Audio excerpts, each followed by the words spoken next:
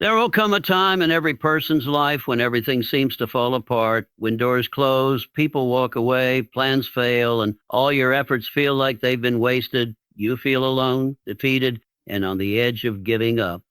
But it is in this exact moment, when nothing goes your way, that you must do one thing. You must turn inward and take control of your mind.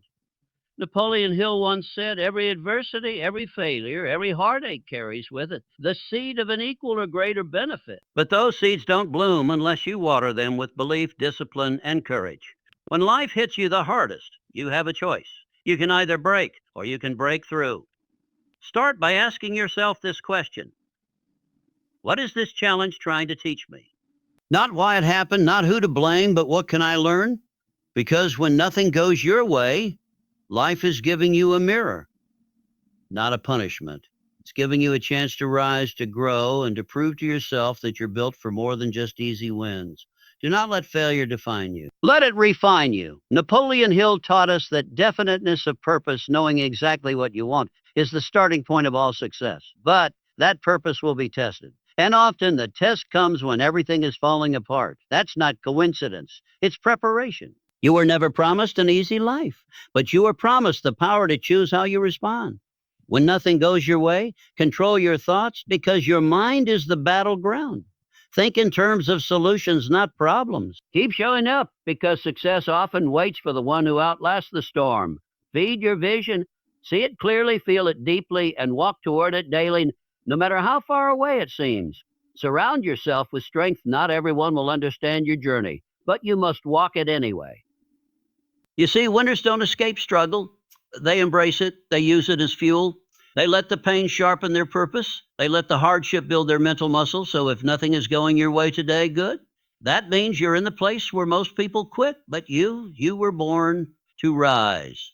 You were born to endure, to learn, and to win. Just like Napoleon Hill taught, whatever the mind can conceive and believe, it can achieve.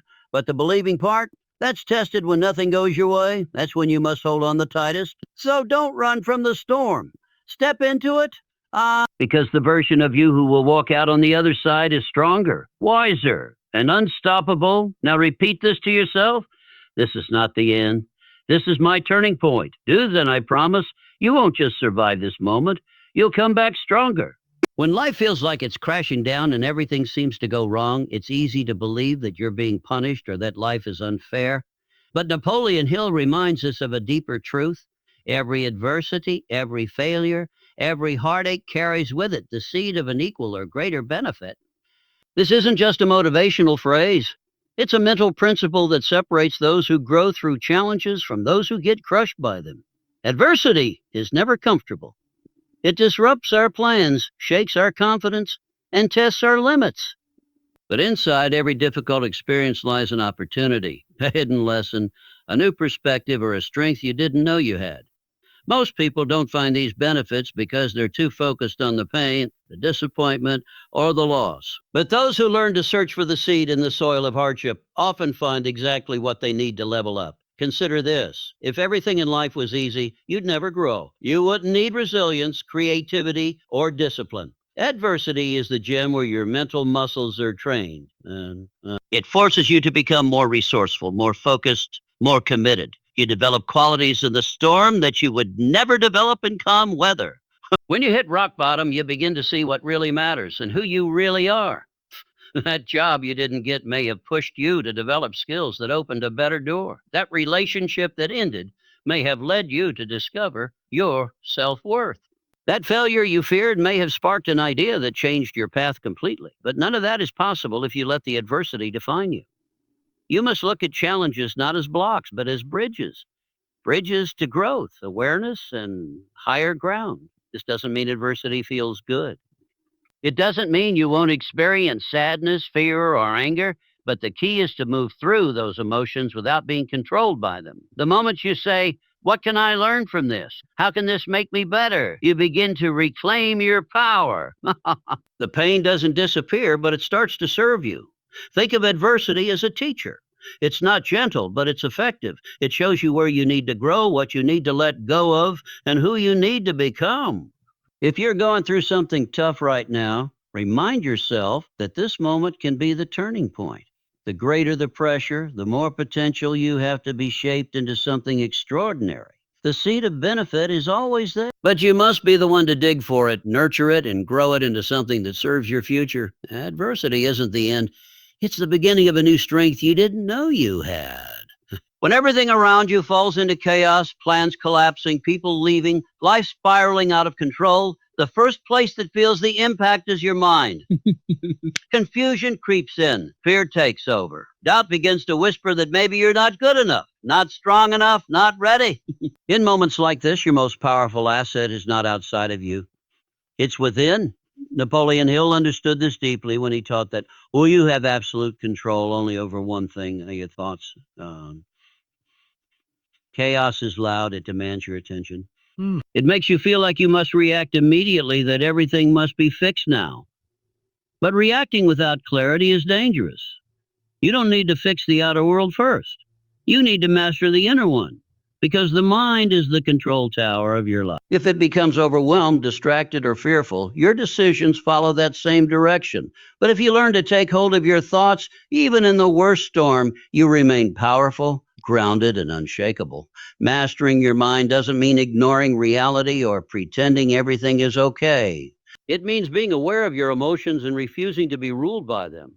It means choosing thoughts that empower you, not weaken you. It means speaking to yourself with faith, vision, and courage, even when you don't feel like it. Your emotions will try to pull you into panic, but your awareness can anchor you in purpose. Every time chaos strikes, it presents you with a silent invitation. Will you let the outer world control your inner world, or will you become the master of your mind? This is the moment where strength is forged, because mental mastery isn't built during peaceful times. It's tested and refined in the fire of difficulty. Begin by observing your thoughts. What are you telling yourself when things go wrong? Are your words full of fear or possibility? Are you feeding worry or feeding faith? Your thoughts become your actions, and your actions create your future. So if you want a better future, you must first speak life into your present, even when it's painful. When you learn to stay calm under pressure, to think clearly when others are panicking, and to focus when the world is distracted, you become rare. You become the kind of person that adversity cannot defeat, not because you're lucky, but because you're disciplined. Not because chaos didn't happen, but because you refuse to let it own you. Napoleon Hill believed the mind is the gateway to everything: success, failure, peace, destruction. And it's true. Chaos may be out of your control, but your thoughts are not. And once you master your mind, no storm, no setback, and no struggle can ever truly defeat you. Because even in chaos, you will still choose clarity, and from that clarity, you will rise. There will be moments on your journey when the pain feels unbearable, when the effort seems pointless, the struggle feels endless, and the obstacles tower over you like giants. In those moments, you'll be tempted to give up, to step back, or to settle for less than you truly desire. But what separates those who succeed from those who stop is one powerful truth. Your purpose must be stronger than your pain. Pain is a part of the process. It's not a sign you're on the wrong path. It's a sign that you're growing, stretching, breaking out of comfort and into possibility. But pain has a voice. It screams at you to quit. It tells you to play it safe. It reminds you of your past failures, your limitations, your fears, your limitations, your fears. If your purpose isn't louder than that voice, you'll give in. But if your purpose is clear, burning, and deeply rooted in your heart, you'll endure whatever it takes. Napoleon Hill wrote that definiteness of purpose is the starting point of all achievement. But it's not just about having a goal. It's about having a reason that's so powerful, so personal, so meaningful that no pain can make you abandon it. That's what purpose really is. It's not just what you want. It's why you must get there. When your why is strong enough, you find strength in the struggle. You don't see pain as punishment. You see it as the price of progress. The road to success is not paved with ease. It's lined with difficulty, challenge, and resistance. And the only thing that will keep you moving forward is knowing that what you're working for is bigger than what you're going through. Ask yourself, what am I willing to suffer for? What goal, what dream, what vision means so much to me that I'm willing to bleed for it, sweat for it, fail for it, and keep going anyway. That's your purpose. That's your fire. And once it's lit, pain no longer becomes your enemy. It becomes your teacher. It shows you where you're growing, where you're toughening up, where you're evolving into the version of yourself that can actually handle the success you're chasing. You must become emotionally attached to your purpose and mentally detached from your pain. That means you acknowledge the discomfort, but you don't let it dictate your direction. You feel the pressure, but you use it to fuel your progress. You may cry, you may fall, you may question everything, but you do not quit. Because quitting would mean denying your purpose, and your purpose is who you are. When the pain comes, and it will, don't run from it.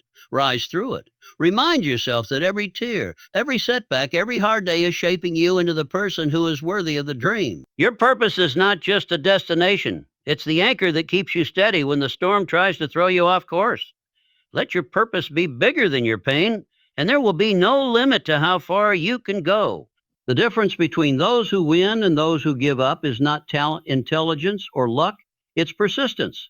In the words of Napoleon Hill, if persistence is to the character of man as carbon is to steel, it is the quality that hardens you, strengthens you, and prepares you to withstand the storms of life, no matter how fierce the winds of failure, rejection, or delay blow against you. It is persistence that keeps you standing. Storms come for everyone. They don't care how skilled you are, how much you've prepared, or how badly you want something. Life will test you. It will challenge you with setbacks, disappointments, betrayals, and moments of deep frustration. And in those times, most people retreat. They say it's too hard, or maybe it wasn't meant to be. But those who persist, who keep showing up, keep pushing forward, and keep believing in their vision, those are the people who break through. Persistence is not glamorous. It's not always exciting. It often means doing the same hard thing over and over without recognition or reward. It means trying again after you've failed 5 times, 10 times, even 100 times. But here's the truth. Every storm has an end. No pain lasts forever. And if you can just keep going a little longer, you will outlast it. That's the quiet power of persistence. It's a decision to never stop, even when everything around you tells you to give up. Success rarely happens overnight.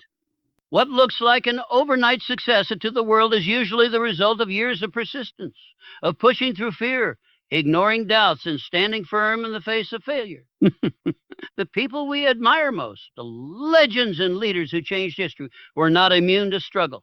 They simply refused to let the struggle define their story. They persisted until the storm passed. You will be tempted to stop. Your mind will whisper excuses. People around you may tell you it's time to move on or settle for something smaller.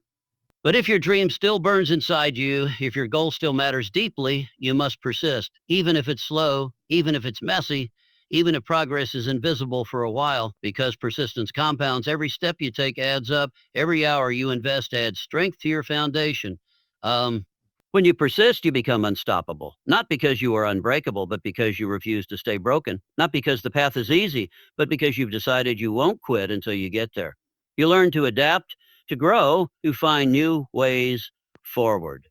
The storm may rage, but your commitment remains unshaken. Remember, the sun always returns, the storm always fades, and those who persist will always find the strength to rise again. Keep going. You're stronger than the storm, and persistence will carry you through to the other side.